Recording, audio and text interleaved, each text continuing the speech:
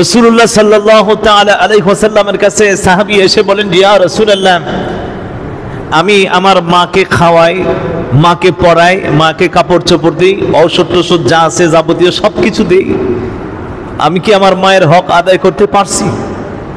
আমার নবীজি বলছেন যে না।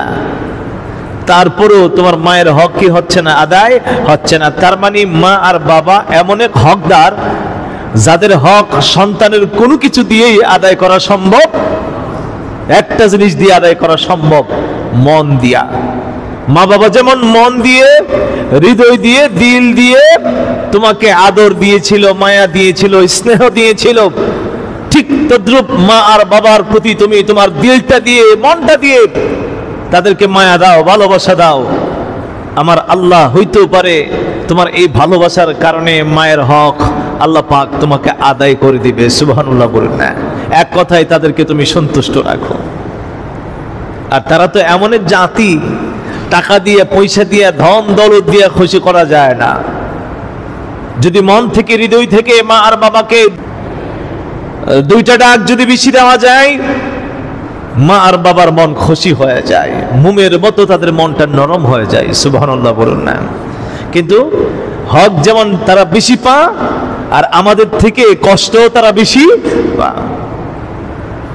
মারে খুশি করতে পারি না, বাবাকে খুশি করতে পারি না, দুনিয়ার যত মানুষ আছে সবাইকে খুশি করার সুযোগ আমার হয়, কিন্তু মা বাবার খুশির চিন্তা মাথায় ঢুকে না। আমি মনে করি একটু খাবার দেই, কিছুটা টাকা দেই, এটা বুঝে আমার হক আদায় হয়ে গেল। না, আল্লাহ তাআলা কোরআনুল কারীমে ইরশাদ করেছেন, সবাই আমার সাথে পড়ুন, আউযু বিল্লাহি মিনাশ বিসমিল্লাহির রাহমানির রহিম। وَقَضَى رَبُّكَ أَلَّا تَعْبُدُوا إِلَّا إِيَّاهُ وَبِالْوَالِدَيْنِ إِحْسَانًا। আল্লাহ তাবারক ওয়া তাআলা সূরা বনী ইসরাঈল উল্লেখ করেন, وَقَضَى رَبُّكَ أَلَّا تَعْبُدُوا إِلَّا إِيَّاهُ।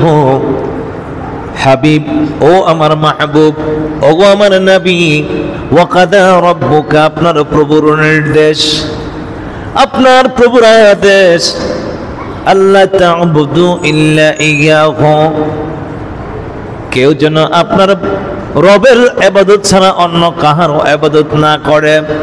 আপনার উম্মতেরা, আমার বান্দা বান্দিরা, যদি কারো ইবাদত করতে হয়, যদি কারো দাসত্ব করতে হয়, যদি কারো আনুগত্য করতে হয়, যদি কারো হুকুম পালন করতে হয়, যদি কাউকে মান্য করতে হয়, কারো দাসত্ব ইবাদত বন্দেগী যদি করতে হয়, তাহলে আপনি রাসূল বলে দিন তারা যেন একমাত্র আমার ইবাদত করে।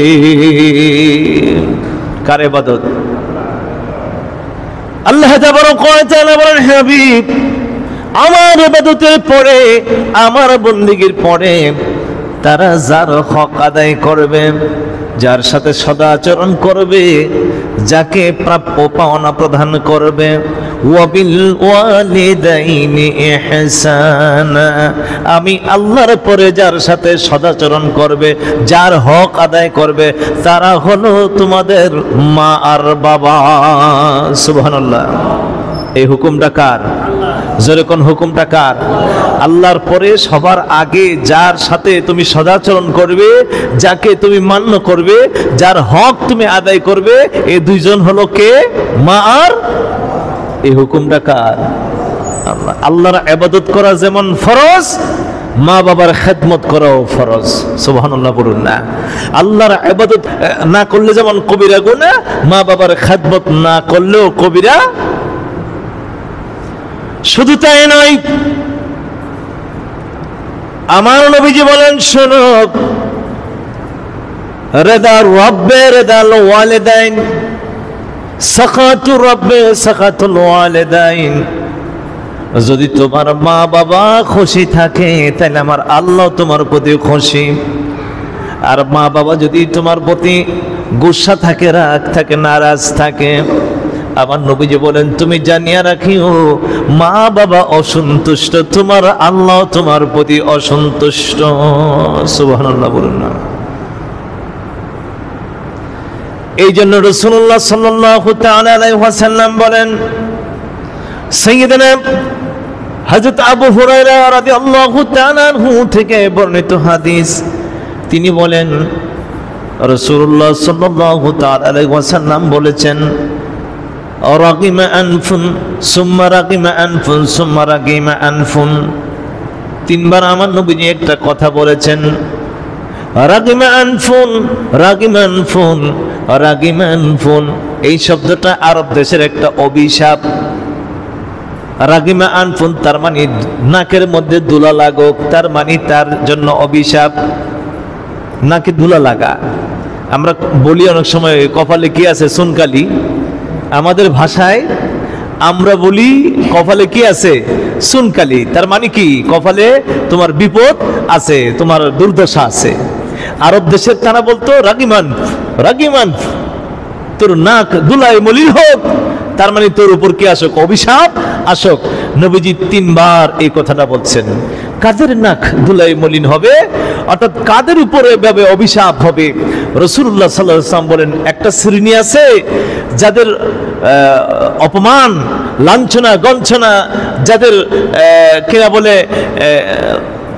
এক কথায় যারা সম্মান পাবে না, ইজ্জত পাবে না, যারা সব সময় লাঞ্ছিত হবে, অপমানিত হবে, এই শ্রেণীর মানুষটা হলো রাসূলুল্লাহ সাল্লাল্লাহু আলাইহি ওয়াসাল্লাম বলেন, মান আদরাকা, যে ব্যক্তি পাইলো ওয়ালিদাইহি, কোন ব্যক্তি যদি তার মাকে পাইলো অথবা তার বাবাকে পাইলো, ইনদাল কিবারে আহাদুহুমা আও কিলাহুমা, মা অথবা বাবা অথবা দুজনকে বৃদ্ধাবস্থায় পাইলো, বৃদ্ধাবস্থায় পাওয়ার পর সুম্মা লাম ইউদখিলিল জান্নাহ, তারপরও জান্নাতে সে প্রবেশ করতে পারে নাই, রাসূলুল্লাহ বলেন তার নাক ধুলায় মলিন হোক, তার উপর অভিশাপ, তার উপর অভিশাপ।